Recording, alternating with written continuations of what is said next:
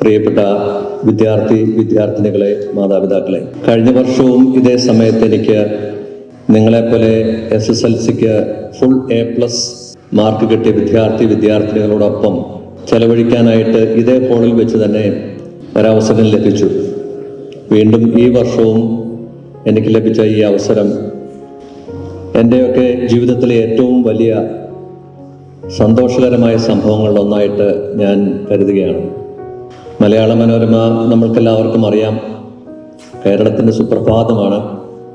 സുപ്രഭാതം മാത്രമല്ല, കേരളത്തിലെ എല്ലാ വ്യക്തികളുടെയും ജീവിതത്തിൽ അലിഞ്ഞു ചേർന്നിരിക്കുന്ന ഒത്തിരി പ്രവർത്തനങ്ങൾ നടത്തുന്ന ഒരു പ്രസ്ഥാനമാണ്.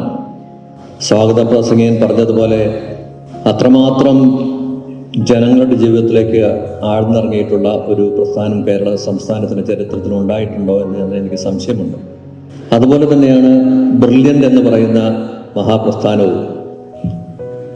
എനിക്ക് ബ്രില്യൻ്റുമായിട്ടും മാനസികമായിട്ട് വളരെയധികം അടുപ്പമുണ്ട്. കാരണം ഞാൻ പഠിച്ച പാലായിൽ ആരംഭിച്ച് കേരളത്തിൻ്റെ എല്ലാ ഭാഗങ്ങളിലേക്കും പടർന്ന് പന്തലിച്ചിരിക്കുന്ന ഒരു വലിയ പ്രസ്ഥാനമാണ് ബ്രില്യൻ്റ്.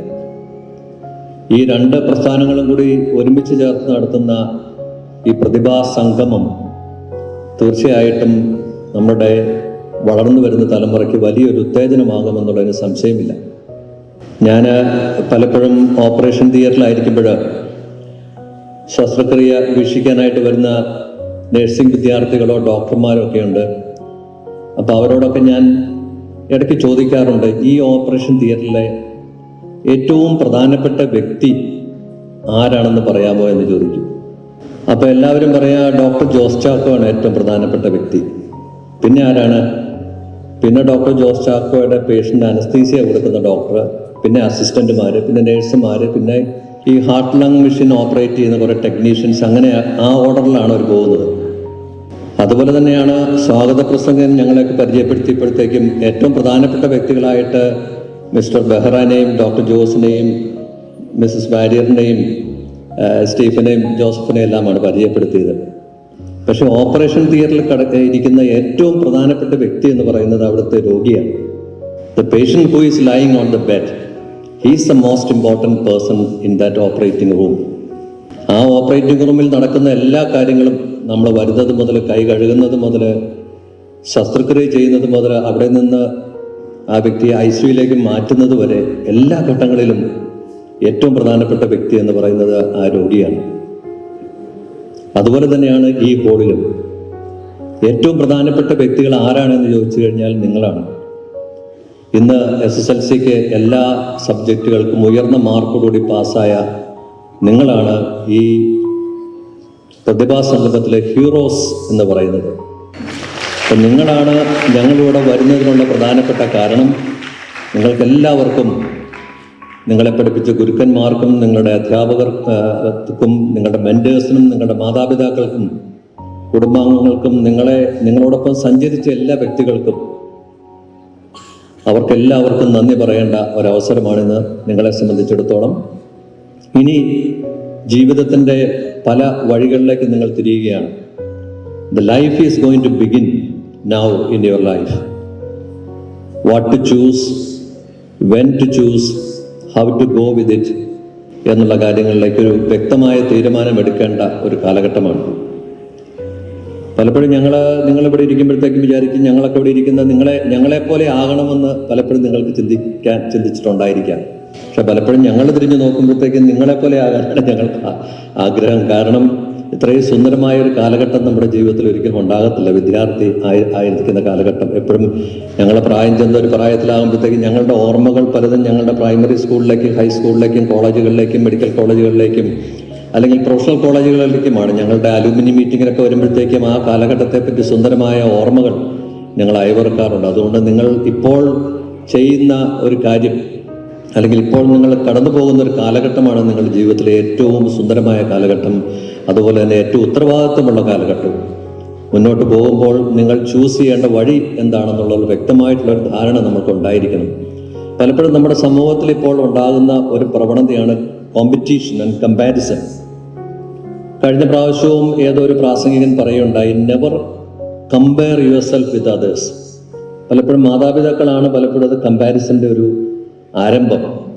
ഒരു ജ്യോതിസ് എന്ന് പറഞ്ഞ ഒരു IRS election income tax commission കഴിഞ്ഞ പ്രാവശ്യമോട് പറയുന്നത്, ഈ കാരണന്മാർ നിങ്ങളുടെ മനസ്സിൽ നിങ്ങൾ ഈ വീട്ടിലായിരിക്കുമ്പോഴത്തേക്കും നിങ്ങളുടെ വിചാരം ഈ അപ്പം ഒന്ന് ചൊറിയല്ലേ നിർത്ത്, അമ്മ ലീവ് മീ അലോൺ എന്ന് പറയുന്ന ഒത്തിരി സാഹചര്യങ്ങൾ നമ്മുടെ ജീവിതത്തിൽ ഉണ്ടായിരിക്കാം.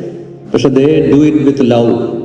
ബട്ട് ഐ അഡ്വൈസ് ദ പേരൻസിനോട് പറയാനുള്ളത്, നമ്മളുടെ പിള്ളേരെ വേറെ കുട്ടികളുമായിട്ട് ഒരിക്കലും കമ്പയർ ചെയ്യരുത്. കാരണം നമ്മൾ പ്രതീക്ഷിക്കാത്ത ഒരു ഉയരത്തിലേക്ക് അവരെടുക്കുന്ന ആ പ്രൊഫഷണൽ ലൈഫിൽ അവർ ഉയരാൻ സാധ്യതയുണ്ട്. അതുകൊണ്ട് നമ്മളുടെ വഴികളിലൂടെ നമ്മൾ ആ കുട്ടികൾ നടക്കണം എന്ന് വിചാരിച്ചു കഴിഞ്ഞാൽ it is going to be very difficult. അവർക്ക് അവരുടെ കഴിവുകൾ പ്രോത്സാഹിപ്പിക്കാനും അവർ തിരഞ്ഞെടുക്കുന്ന വഴിയിലൂടെ നേരായ വഴിയിലൂടെ ചരിക്കാനുമുള്ള ഒരു ഗൈഡൻസ് കൊടുക്കുക എന്നുള്ളതാണ് പേരൻസിനെ സംബന്ധിച്ചിടത്തോളം ഏറ്റവും പ്രധാനപ്പെട്ട ഒരു കാര്യം. പലപ്പോഴും ഞങ്ങൾ പറയാറുണ്ട്, D wants to become C, C wants to become B, and B wants to become A. But don't be in a hurry to become somebody else. Be yourself. നമ്മൾ നമ്മളായിട്ട് തന്നെ ജീവിക്കണം. ബാക്കിയുള്ള വ്യക്തികൾ നടന്ന വഴിയിലൂടെ നമ്മൾ നടക്കാതെ നമ്മളുടേതായിട്ടുള്ള വഴികളിലൂടെ നമ്മൾക്ക് കിട്ടിയേക്കുന്ന കഴിവുകളെ അതിനെ പ്രോത്സാഹിപ്പിച്ചുകൊണ്ട് അതിനെ ഉത്തേജിപ്പിച്ചുകൊണ്ട് നേരായ വഴിയിലൂടെ മുന്നോട്ട് പോവുക എന്നുള്ളതാണ് നമ്മളുടെ ഏറ്റവും വലിയ ഉത്തരവാദിത്വം. ഞാൻ കഴിഞ്ഞ പ്രാവശ്യവും പെർസീവറൻസിനെ പറ്റിയാണ് പറഞ്ഞത്.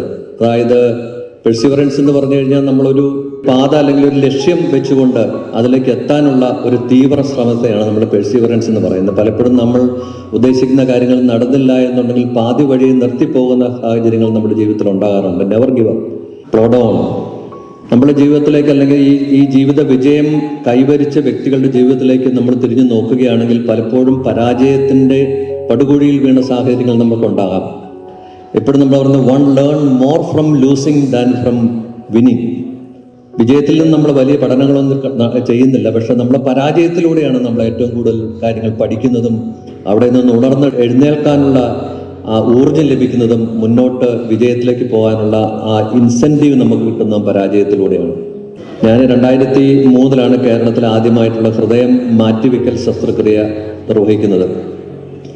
ഈ 2002 ഞങ്ങളുടെ മെഡിക്കൽ ട്രസ്റ്റ് ഹോസ്പിറ്റലാണ് ഞാൻ വർക്ക് ചെയ്തിരുന്നത്. അവിടെ നിന്നും ഡോക്ടർമാരുടെ ഒരു സംഘം ഹരിപ്പാട് എന്ന് പറയുന്ന സ്ഥലത്തൊരു ആശുപത്രിയിൽ ക്യാമ്പിന് പോയപ്പോഴാണ് ആദ്യമായിട്ട് എബ്രഹാം എന്ന് പറയുന്ന ഒരു രോഗിയെ കാണുന്നത്.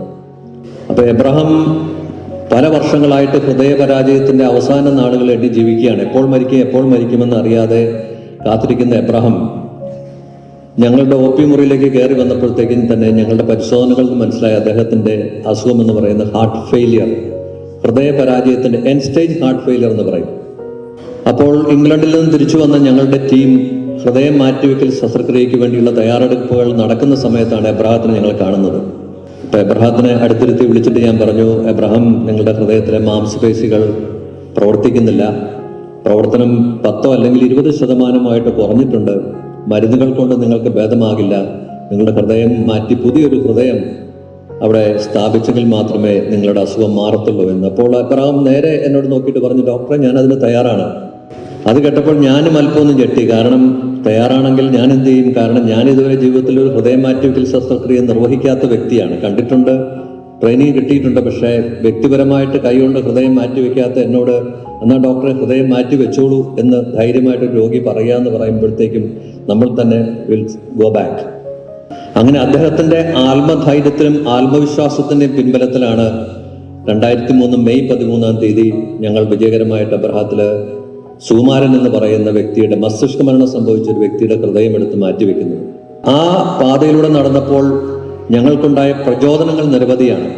ഞങ്ങൾക്കുണ്ടായ ഒബ്സ്ട്രക്ഷൻസും പ്രതിബന്ധങ്ങളും നിരവധിയാണ്. ഞാൻ പ്രവർത്തിച്ചിരുന്ന ആശുപത്രിയിൽ തന്നെ ഡോക്ടർ ജോസ് ചാക്കോ ഹൃദയം മാറ്റിവെക്കുമെന്ന് പറഞ്ഞ് ഇവിടെ നടക്കുന്നത് വെറുതെ വാരികടിച്ച് നടക്കുകയാണെന്ന് പറഞ്ഞ ഡോക്ടർമാർ വരെയുണ്ട്. ഒരിക്കലും കേരളത്തിൽ സംഭവിക്കത്തില്ല എന്ന് പറഞ്ഞ ഒരു കൂട്ടം ആളുകളുണ്ട്. പക്ഷെ ആ പ്രതിബന്ധങ്ങളെ എല്ലാം തരണം ചെയ്തിട്ട് മുന്നോട്ട് പോകുവാനുള്ള ആർജവം ഞങ്ങൾക്ക് ലഭിച്ചു. ആ പ്രതിബന്ധങ്ങൾ തരണം ചെയ്യുവാനായിട്ട് ഞങ്ങളോടൊപ്പം പ്രവർത്തിച്ചിരുന്ന ഒത്തിരി ടീം അംഗങ്ങൾ ഞങ്ങളെ സഹായിച്ചു. അതെല്ലാം ഉപരിയായിട്ട് ഈ രോഗി തന്നെ ഞങ്ങളെ മോട്ടിവേറ്റ് ചെയ്യുന്ന ഒരു അവസരമായിരുന്നു ഉണ്ടായിരുന്നത്. ഞാൻ പലപ്പോഴും അന്ന് പ്രവർത്തിച്ചിരുന്ന മെഡിക്കൽ ട്രസ്റ്റ് ആശുപത്രിയുടെ ഡയറക്ടറായിരുന്ന വർഗീസ് പുളിക്കിന്റെ മുറിയിൽ പോകുമ്പോൾ അദ്ദേഹത്തിന്റെ മുറിയുടെ മുകളിൽ ഒരു ചെറിയ ഇരുണ്ട വെളിച്ചത്തിൽ ഒരു board തൂക്കിയിട്ടിട്ടുണ്ടായിരുന്നു.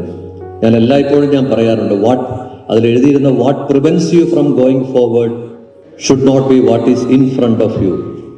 What will prevent you from going forward is only what is inside U.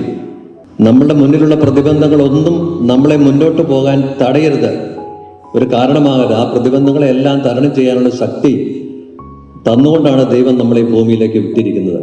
ആ പ്രതിബന്ധങ്ങൾ തരണം ചെയ്ത് നമ്മുടെ ലക്ഷ്യം എന്താണെങ്കിലും ആ ലക്ഷ്യത്തിലെത്താനുള്ള തീവ്ര പരിശ്രമമാണ് ഇനി നമ്മുടെ മുന്നിലുള്ള കാര്യങ്ങൾ. നമ്മുടെ മനസ്സിന് മാത്രമേ നമ്മളെ പിടിച്ചു നിർത്താൻ കഴിയൂ എന്ന് നമ്മൾ മനസ്സിലാക്കണം.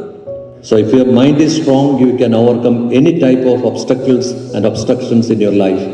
അപ്പോൾ അതായിരിക്കട്ടെ നിങ്ങൾക്കുള്ള സന്ദേശം. പെർസീവറൻസ്, പൊരുതുക, ശ്രമിക്കുക, പരിശ്രമിക്കുക. നിങ്ങളുടെ ലക്ഷ്യത്തിലെത്താനുള്ള എല്ലാ വഴികളിലൂടെയും നിങ്ങൾ ഓപ്പൺ അപ്പ് ചെയ്യുക. അതായിരിക്കണം നിങ്ങളുടെ ജീവിത വിജയത്തിലേക്കുള്ള ഏറ്റവും വലിയ ഒരു മാർഗവും എന്ന് ഞാൻ വിശ്വസിക്കുന്നു. ഈ സിഖ് റിലീജിയനിൽ ഒരു വലിയ സെയിങ് ഉണ്ട്, ചാർദിക്കാല എന്നാണ് പറയുന്നത്. ചാർദിക്കാല എന്ന് പറയുന്ന എല്ലാ വ്യക്തികളുടെയും ജീവിതത്തിൽ അവരെല്ലാവരും ഒരു സ്പിരിച്വൽ ഫുൾനെസ്സിലേക്ക് എത്തുക എന്നുള്ളതാണ്. നമ്മൾ ഡോക്ടറായാലും നമ്മുടെ നേഴ്സായാലും എഞ്ചിനീയർ ആയാലും AI-യിൽ സ്പെഷ്യലൈസ് ചെയ്ത് കഴിഞ്ഞാലും ഓട്ടോമൊബൈലിൽ ഇപ്പോൾ സ്പെഷ്യലൈസ് ചെയ്ത് കഴിഞ്ഞാലും അവസാനം നാം ഒരു നല്ല വ്യക്തിയായിട്ട് മാറുക എന്നുള്ളതായിരിക്കണം നമ്മുടെ ആത്യന്തികമായിട്ടുള്ള ലക്ഷ്യം. അതാണ് ചാർദിക്കാല എന്ന് പറയുന്നത്. നല്ല വ്യക്തി എന്ന് പറയുമ്പോഴത്തേക്കും നമ്മൾക്കും നല്ലത് സംഭവിക്കുന്നത് പോലെ നമ്മുടെ സുഹൃത്തിനും നമ്മളുടെ ബന്ധുവിനും നമ്മളുടെ സമൂഹത്തിനും എല്ലാം നല്ലത് സംഭവിക്കണം എന്നുള്ള ഒരു ചിന്തയാണ് സ്പിരിച്വൽ ഫുൾനെസ് എന്ന് പറയുന്നത്. അവിടെ അസൂയയില്ല, അവിടെ ജലസിറ്റി ഇല്ല, അവിടെ കമ്പാരിസൺ ഇല്ല. Everybody should become good, everybody should succeed in their life എന്നുള്ളതാണ് ചാർദിക്കാല എന്ന് പറയുന്ന വാക്കിൻ്റെ അർത്ഥം. ആ ചാർദിക്കാലയും നിങ്ങളുടെ ജീവിതത്തിലൊരു ഭാഗമായിട്ട് മാറട്ടെ. നിങ്ങൾ വിജയിക്കും തോറും വിജയിക്കാത്തവരെ കൈപിടിച്ചുയർത്തി നിങ്ങളോടൊപ്പം കൊണ്ടുവരാനുള്ള വലിയ ആ ഗുണവും ഒരു എമ്പതിയും ഒരു സിമ്പതിയും എല്ലാം നിങ്ങളുടെ ജീവിതത്തിലേക്ക് വരട്ടെ. നല്ല വ്യക്തികളായിട്ട്, നല്ല മനുഷ്യരായിട്ട്, സമൂഹത്തിന് പ്രചോദനം നൽകുന്ന വിജയകരമായിട്ടുള്ള യുവതി യുവാക്കന്മാരായിട്ട് നിങ്ങൾ മാറട്ടെ എന്ന് ഞാൻ ആശംസിക്കുന്നു.